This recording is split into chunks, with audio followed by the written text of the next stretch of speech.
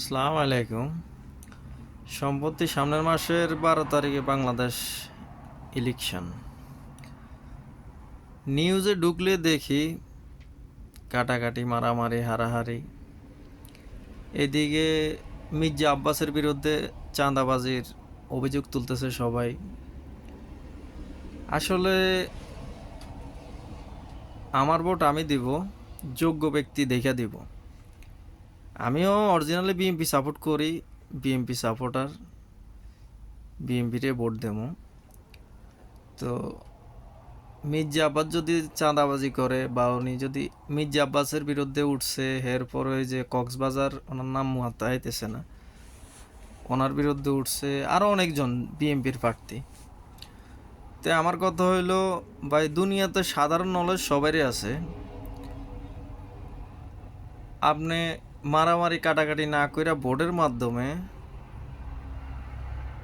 যে ভালো মানুষ, ভালো ব্যক্তি, জনগণ তারে বাইসা নিব বা জনগণ তারে সিলেক্ট করব।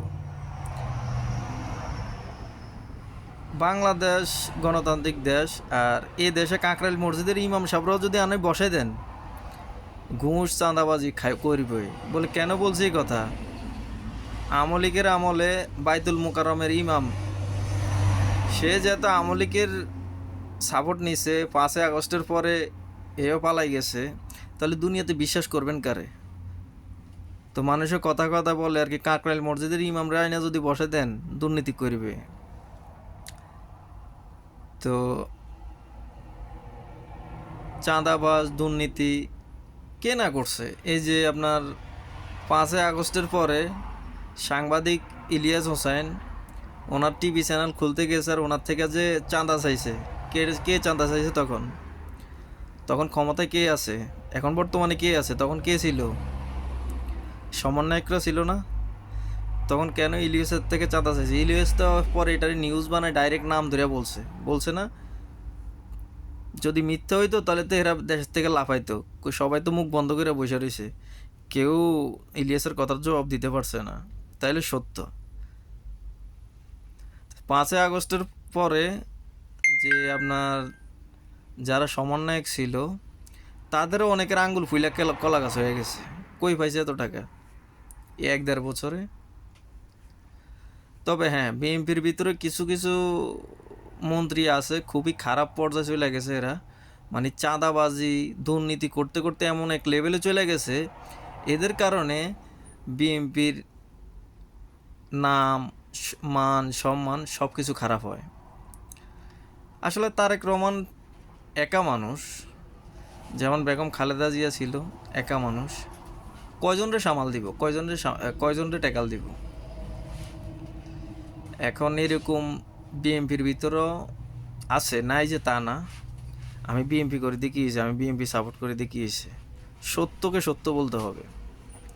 কেন? আমিও চাঁদাবাজির বিরুদ্ধে, দুর্নীতির বিরুদ্ধে, টেন্ডারবাজির বিরুদ্ধে।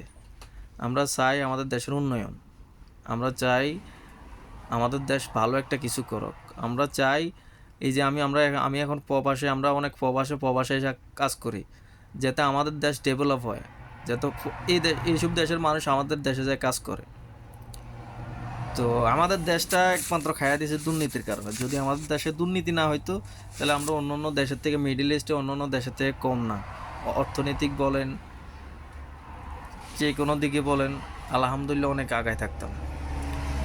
তো আছে অনেক এমপি মন্ত্রী আছে যে দুর্নীতির লেভেলটা এমন পরিমাণে কইরা গেছে বা করছে, তাদেরকে এখন আর মানুষ বিশ্বাস করতে পারে না বা বিশ্বাস করে না। ভোট দিবে কি করে? তো আমি সাধারণ মানুষ ভাই, সাধারণ জ্ঞানে যেটা বলি, মারামারি, কাটাকাটি, ডিম ছোড়াছুরি এগুলা করার প্রয়োজন নাই। আপনার ভোট আপনি দিবেন, ভোট দেওয়ার অধিকার আপনার। যোগ্য ব্যক্তি এবং ভালো ব্যক্তিকে সিলেক্ট করার দায়িত্ব আপনার। আপনি চিন্তা ভাবনা কইরা ভালো ব্যক্তিকে ভোট দিবেন, যে যারে আপনারা ভোট দিয়ে নির্বাচিত করবেন, বিশ্বাস করা সে আসবে। সে আসি, এই যে নির্বাচনের আগে মন্ত্রীরা অনেক আশ্বাস দেয়, আমরা এই কাজ করব, ওই কাজ করব, এইটা করে দেবো, ওইটা করে দেবো। হ্যাঁ, নির্বাচনের পরে আপনারা যারে বসাবেন, সে যেত তার আশ্বাস কথা বা জবান অনুযায়ী কাজ করতে পারে সে সুযোগ দেন। এখানে এখন কাদা ছোড়াছুরি করে কোনো লাভ নাই। কী লাভ?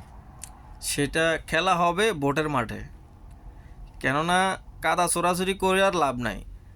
মেন চাবিকাঠি হয়েছে বাংলাদেশের সাধারণ মানুষের কাছে, বাংলাদেশের জনগণের কাছে।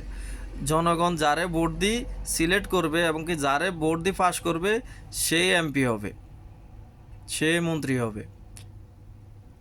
অতএব কাদা চোরাচুরি করে কোনো লাভ নাই। দুর্নীতি, বাংলাদেশের দুর্নীতি বলি না, ওই যে যেখানে বাইতুল মোকাররমের ইমাম আমলিক সরকার আমলে কাম গড়া লাইছে, সেখানে আর বিশ্বাস করবেন কার? এখন জামাত যদি ক্ষমতা আসে, জামাত কি দুর্নীতি করব না? জামাতের ভিতরে একবারে কি সবাই ভালো? না, হাতে গোনা 5 জন ভালো, আর বাকি সব ওই খানার বাটি, সব খাইতে বইয়া রয়েছে। বলে বিএমপি আসলে বিএমপি কি দুর্নীতি করব না? হ্যাঁ করব। হাতে গোনা ওই যে 5 জন ভালো পাইবেন, আর বাকিরা সব খানার পাটি খাইতে বইয়া রয়েছে। সব দলের ভিতরেই আছে। তো বাংলাদেশের মানুষ এখন পরিবর্তন চায়, ভালো কিছু চায়। যে হারে বাংলাদেশে মারামারি, কাটাকাটি, খুন খারাপি, কোনো দেশে এমন নাই। ভিডিওটা শেয়ার করবেন যদি কথাগুলো ভালো লাগে। আমার মনে হয় না কাটাকাটি, মারামারি এগুলা করে কোনো লাভ। 12 তারিখে ভোটের মাঠে দেখা যাবে ইনশাল্লাহ কে হারে কে জিতে। আর তারেক রহমান তো চেষ্টা করতেছে, তাদের নেতাকর্মীরা বলতেছে, বুঝাইতেছে। উনি তো নিজের মুখে বলছে যে দুর্নীতির লাগাম টাইনা ধরব। দেখা যাক, আল্লাহ ভরসা। আমিও যাতে একজন বিএমপির কর্মী, বিএমপি সাপোর্ট করি দীর্ঘদিন থেকে, তা আমিও আশা করি যাতে তারেক রহমান ক্ষমতায় আসলে দুর্নীতির লাগাম টাইনা ধরে, দুর্নীতিবাদ যেগুলো এগুলোরে সোজা করে, দেশের উন্নয়ন করে। এটাই আমাদের প্রত্যাশা। ভালো থাকবেন। অনেক কথা বলে ফেল